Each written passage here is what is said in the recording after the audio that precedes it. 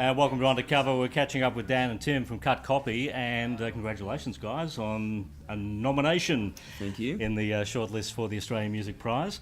And it's really been a year of success story for Copy, hasn't it? It's been fantastic. We got to the end of 2008. In Ghost Colours finished there well within the top 10. Mm-hmm. You're really on a roll. Does it feel like this is the most successful period in the band's time together, or is this just another day at work?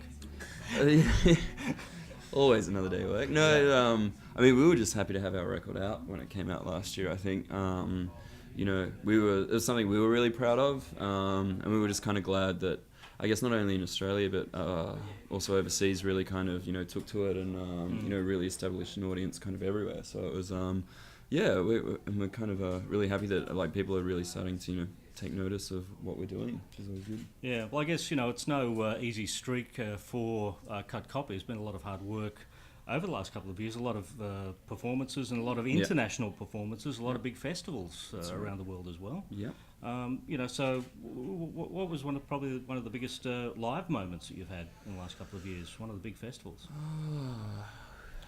We've played so many festivals. I think we probably concentrated our time in the last year overseas. We've obviously played a lot in Australia over the years as well, but I guess just we sort of saw an opportunity for what we're doing overseas, and I think people have responded as in the sense of buying our records and coming to our shows. So we've tried to really encourage that and do as much as we can. But we've played one in particular that sticks out is we played in Colombia last year. We were like the first band, I think, for 13 years to play there. Like the last one was In Excess. Wow. So we played a show, actually it was just us and Kylie Minogue. Wow. I think we actually played after Kylie, so we technically, I like to think she supported. Yeah, we technically headlined.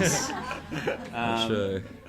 But that was one in particular that just you go to a place that you might never have imagined that you'd travel to as a tourist, let alone sort of working. So to play a show there and have a massive crowd and people know all about your music is just such a surreal experience. Yeah. Well, we're hearing stories now with even international bands coming out here, like Black Kids, who are out here on the Big Day Out, and they're talking about how they were supporting you guys in their own country. Mm-hmm. So you've obviously reached a sort of a pivotal point even in the United States now, where you're the headline band. Yeah, I think we concentrated on America. I think the first time we toured America a few years ago, we kind of saw there was possibly a market for us there, and we found the audiences to be quite loyal.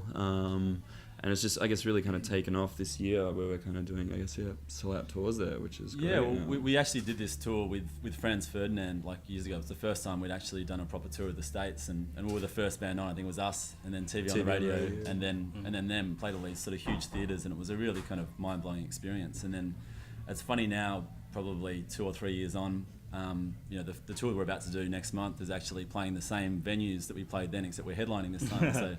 So it's kind of exciting to see things sort of grow to that extent, and the States is our biggest territory, substantially by as far as selling records. So it's kind of exciting to see that success translate to overseas as much as it does here. And I guess while America is kicking in, the UK have really taken a liking to the band. I mean, they actually say nice things about Copy in the UK press, which is very, very rare. That's a victory in itself.